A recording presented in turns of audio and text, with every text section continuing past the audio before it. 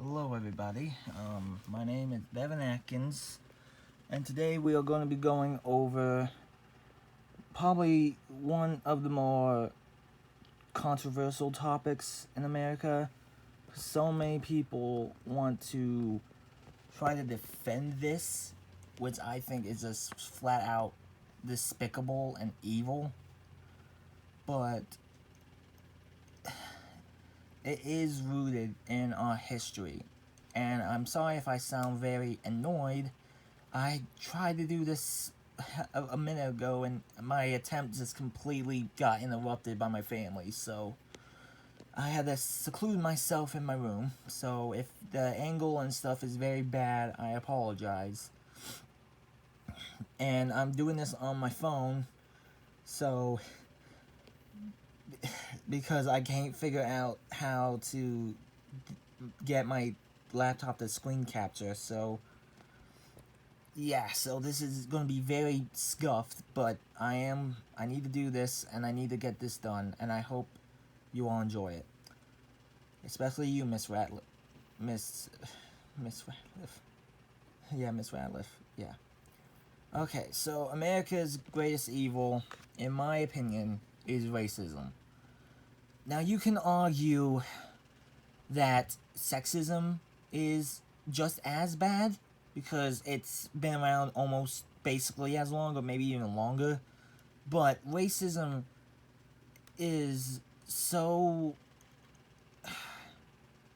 I it's hard for me to even say anything good about it, but it's so deep in our freaking culture, sadly, because of how the country was brought up, that we kind of have to acknowledge it as part of our history, even though many people want to forget it. Alright, next, we have our introduction. Race has always been a very, well, big topic, let's just say that. And it has always been in the center of our biggest, like, social issues and more very evil and despicable actions, you could call them. And it is my job to educate you all over the issue, you know? So, what is racism? So, racism has many different definitions depending on what outlet you know, look at and what people you refer to. But to me, it is prejudice, discrimination, or antagonism by an individual, community, or institution against an individual or population, basically. And it's just based on their minorities. It's based on either racial or ethnic minorities. So whether that be your Asians, your Native Americans, your Indians, your lesbians, like, it really just depends on the population because there are different types of racism. But today I'm just going to be going over, like, the basic form of racism, which is black on white and black racism, basically. Because this one has had the most, like coverage, I guess you could say. Oh gosh, I hate calling it that. I really do. But yeah, it's basically very important to us. Don't mind the background noise. It's just my sister's kids. Um, as you can see, I found this really cool picture, and I thought it would be really nice here. Next slide. We're gonna start with the before the Civil War, basically. And there has been a lot of stuff that's happened in the Civil War, but I'm gonna go over the meat and potatoes, basically. It has always been a thing. Slavery was by far like the first form of racism because we just went to someone else's home and we just took it over. Kind of like how it's basically what we did with the Indians, except instead of making them slaves, we just knocked them out of their home. but here we did both. We took them out of the home and we made them work for no, like, nothing, and then we treat them like their property. Like, back in the day, if a slave spoke out even a little bit, they could be whipped to death because of them putting their foot down, which was not a very good thing. Let's just say that. I'm trying my best to be objective, but this is very hard with something I am very passionate about. Oh, and before we go on, if you are very sensitive to this topic and very kind-hearted, I would suggest once we get to the later parts, you just completely stop watching, because I don't want to make anyone, like, have a mental breakdown or a very anxiety attack, because my last few slides are very controversial and very opinionated. So I would really suggest caution when you go on. But anyway, the South in the early American history basically had its economy based off of slave labor. Slaves basically built the South up from the ground up, because before, the South really was struggling with, their economy, because they weren't very industrialized like the North was, and such. So, to make up for it, the South was very moist landscapes. It was a very nice farming material, and they found out that they could make their income off of cotton, and they were very rural, as you know. So once they found out that they could take these new slaves that the country got and just make them harvest, cotton faster than just one person can. Oh, hey, look, then it just skyrockets, the economy does. Now, before the term Civil War, the term racism hadn't yet been coined. I believe it's like in the 1900s where it gets coined. But the evils of racism really came to a boiling point in America, because over 80 years after it was founded, as you can see by my stuff, the North and South really were very split on very many topics, and the main one was, well, how slavery was, it was the role of slavery within society. It really determined a lot of, the what was going to happen. It really, that was one of the main reasons why the Civil War occurred. Then, the election of Abraham Lincoln, because he was very anti-slavery, and that when he won, the South was like, oh heck no, because they wanted to keep their slaves. And a few more things was policy practice differences, cultural values, and just the extent of how much the federal government could play into stuff. Now, there are a few key things that led up to this war. Now, I know a lot of you may be thinking, oh, I'm going to go into a lot of depth about this, but I have a few slides that I think are a little bit more important, so I'm going to give a brief overview of a few of these. So we have the Compromise of 1850. Everyone knows that if you were in a history class. Fugitive Slave Act, again, if you were in a history class of any sort, you had to learn about that. Uncle Tom's Cabin. This shocked the South and the North. The North mostly because this has made them even more wanting to get slavery out, because it really portrayed slavery in a very nasty and very evil light for the first time in a while. And the South, well, they were just upset. They were just like, okay, y'all are slandering us now. Y'all are just making us seem like evil people when we're not doing nothing different than y'all are doing. Even though, and while yeah, slaves were still a thing in the North, they were not nearly as like prevalent as in the South. The Kansas-Nebraska Act. Now this was, oh Jesus, this was a hootenanny.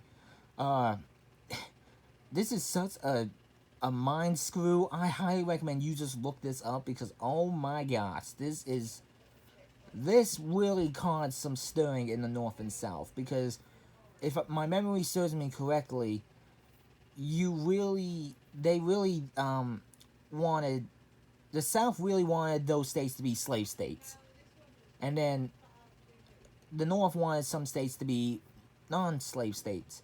So they basically decided to make it like it depended on the amount of population and senators, I believe.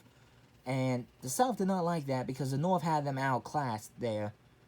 And, well, yeah, that did not end well. Let's just say that. The Potawatomi massacre is, I mean, it's like every other massacre that's ever happened. It's just a tragedy. Like, let's be honest. There's not one time where a massacre is not devastating for a society. The Dred Scott decision. Oh, Jesus Lord. Okay, I hate to use that language, I'm sorry, but this is where things get dark.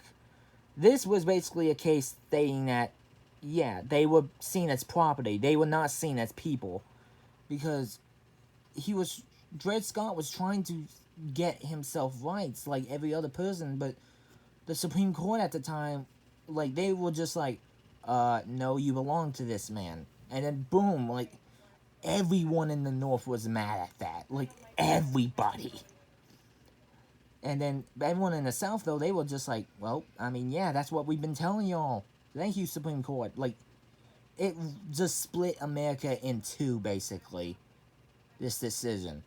John Brown's raid on Harper Ferry, that's just one of the more, like, minor things, but it was a very important thing at the time. And lastly, Abraham Lincoln's election in 1860. Honest old Abe, and yeah, that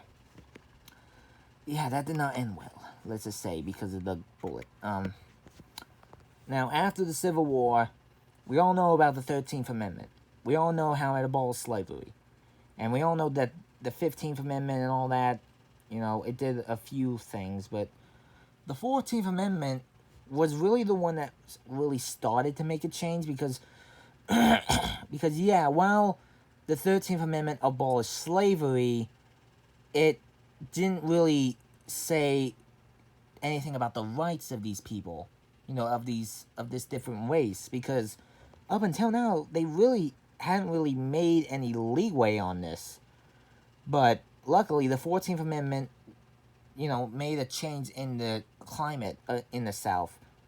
It was made to assure that the blacks in the South and in the North, obviously, but mostly make sure the South knew that, hey, listen, y'all need to make sure under the law that they're gonna they're gonna have some enjoyment like y'all. We're gonna treat them like y'all. We're gonna give them protection under the actual government, where y'all might deny them some in your state, but overall they're gonna be protected. So y'all can't just make them slaves, or you can't just mistreat them. But according to a video I had to watch for my health and illness class, there was a loophole. Actually, no, it wasn't health and illness. It was my criminological theory class. It basically stated that they realized that if they arrest people, they could get away with them putting them to work and basically treating them like slaves again. Because in the 14th Amendment, it said besides those of incarcerated people, or something along those lines, and that just was evil, because now they could just arrest people in masses just because they were black. Like, they obviously made up, like, stuff about them jaywalking, loitering, or, trying to fight back against someone, but in reality, it was just to try to keep their dominance, which I think is just really bad. And now we have the most famous. This is probably the most famous thing in American history, because in every single history class, there's something about Jim Crow laws. And since y'all know so much about it, I'm just gonna go over it briefly, but I found a picture of this, of what the original Jim Crow was. It's a very over-racist depiction of black people, basically. And also, before I go over this information, there was also a time where the KKK was actually seen as good. Like, after the Civil War, people were trying to, like the South made this propaganda, basically, in, like, these, like, low, like, first ever movies, like, home movies, that depicted, like, the black man as, like, this, like, golem type thing, always preying on women, and then always the white people in those white cloaks would be the ones to stop him, making them seem like heroes, even though in reality, that was the KKK. So they basically reunited the KKK back into the world, which, let's just say, is not very good. Let's just say that's very bad, because it also led to, well, Jim Crow laws. Now, this was obviously a very dark time. And we all know the Plessy versus Ferguson decision in 1886 that gave us that phrase that's embedded in our brains forever: separate but equal. It upheld that basically, as long as every like place was fair and equal, that they could segregate the races fine. It was not against the Constitution, which is, when you really think about it, that is probably just that's probably the best example of racism you could think of from the past, because they basically were just separating everyone. They didn't want the blacks to have anything to do with whites. They were basically just trying to forget they even existed, which is just evil, like, just plain out evil. And, the principles of it first affected schools, bathrooms, and drinking fountains, but it was, extended to, like, the parks, the cemeteries, even freaking restaurants weren't safe, because, like, you basically had to have your own dedicated restaurant to your race to even be able to eat, unless you were a farmer. And it was just a really bad time. But don't worry, there's always a light at the end of the tunnel. Brown versus the Board of Education. Now there was a lot of civil rights acts and civil rights movements stuff going on before this. But this was the thing that took Plessy versus Ferguson and basically made it null and void. On May 17th of 1954, mind you, nearly 70 years after Plessy versus Ferguson, the civil rights movement was finally making major steps for the race. Now, as I said, there were many events, but this case basically marked a point where America was finally realizing, okay, all that stuff was really bad, and that makes us look bad, and that's just really bad in general. It would just basically realize that they were just mistreating and dehumanizing people, making them feel like they just weren't really anything. So they basically reversed the Plessy case and made separate schools unconstitutional, as this picture shows. Now there's interracial schools everywhere, and luckily today, our children don't have to live in fear of having to be seen as different or opposite. Okay, now here is where I'm giving the trigger warning. My next slide is about the modern day racism examples. And, well, I think y'all know where this is going.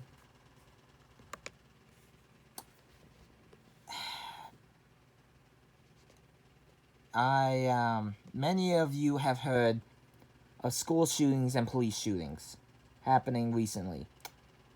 But a few are especially disheartening because they are basically blatant racist attacks. Like, they're just hiding it up with police jargon and social jargon, trying to make it seem like they were the problem, when in reality we know it was targeted assault. And I'm not gonna make any jokes or anything here. This is dead serious. These people were Tyre Nicholas and George Floyd.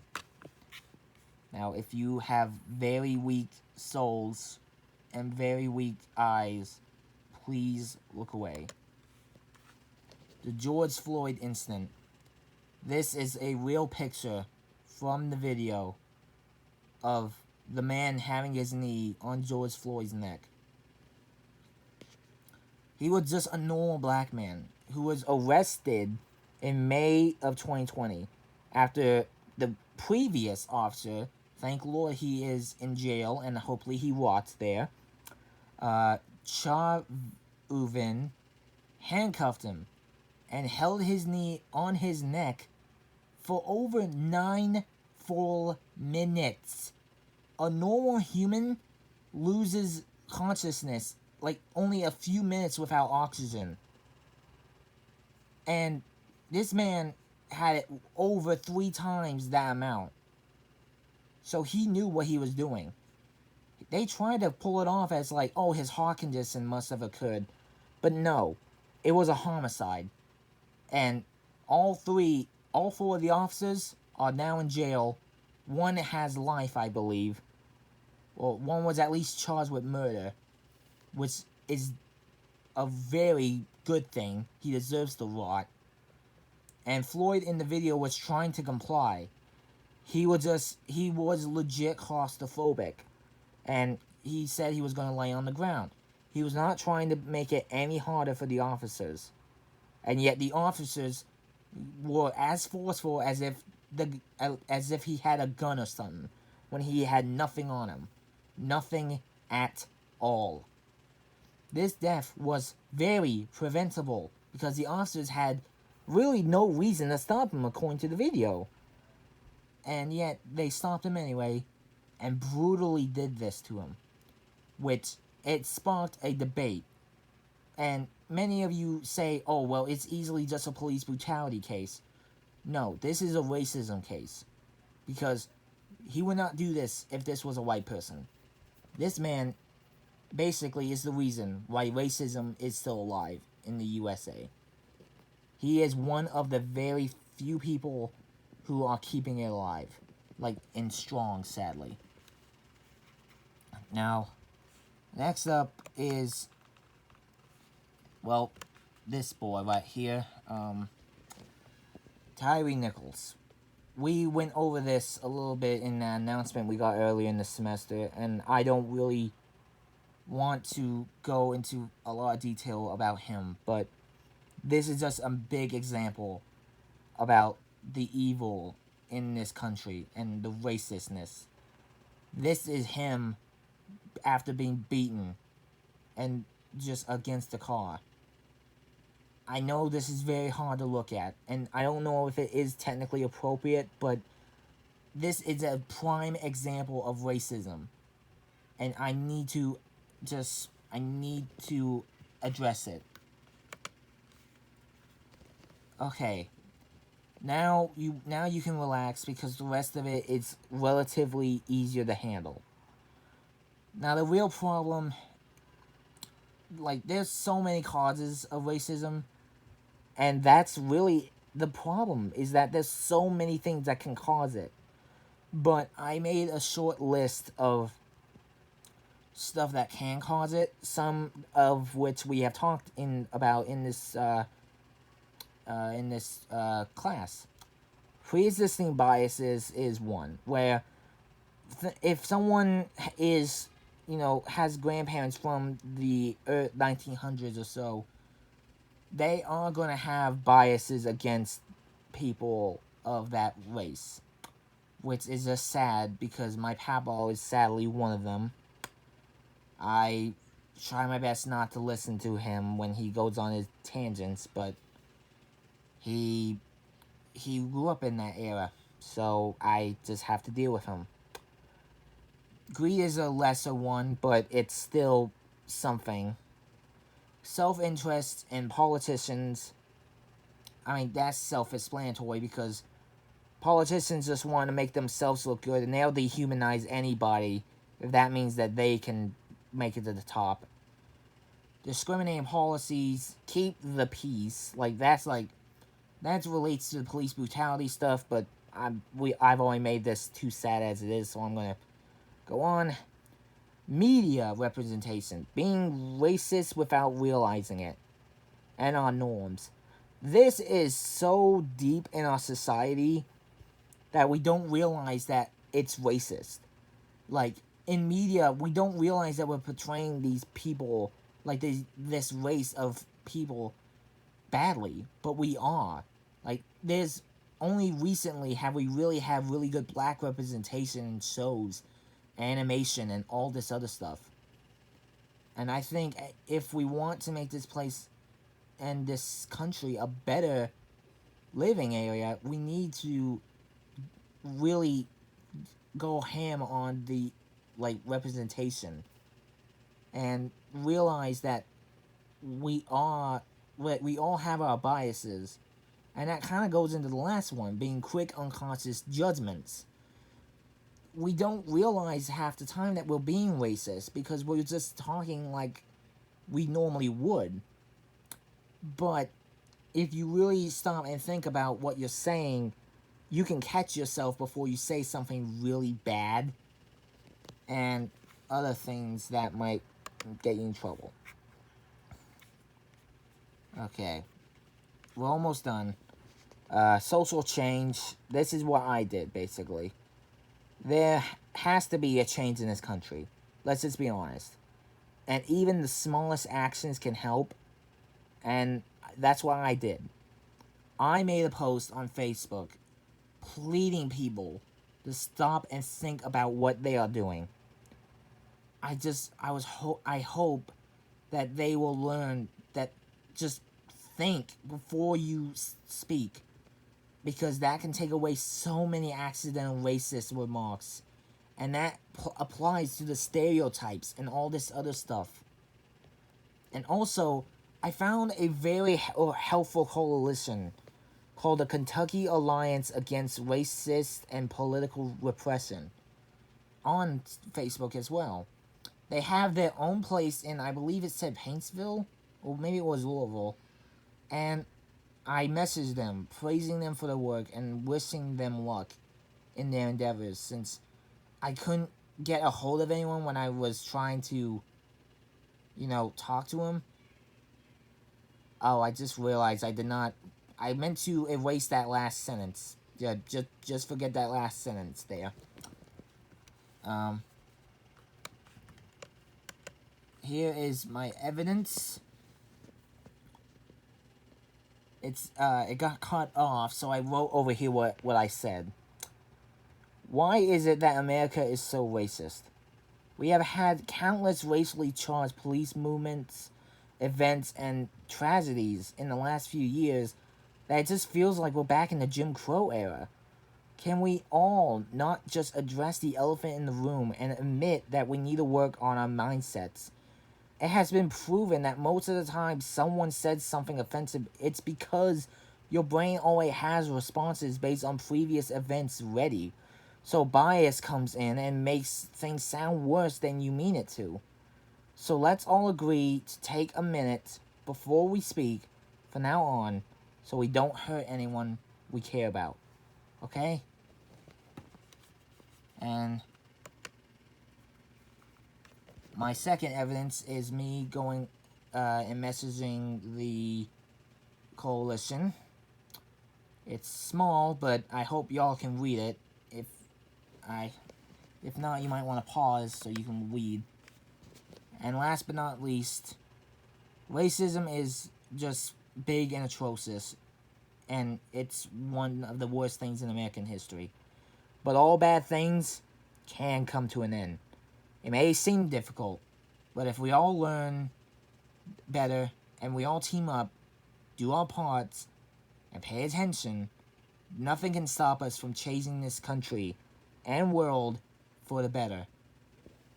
I hope you all enjoyed, and I am very sorry if I offended any of you with my content. I'm hoping you all still enjoyed it, and I hope this is good enough for at least a B+.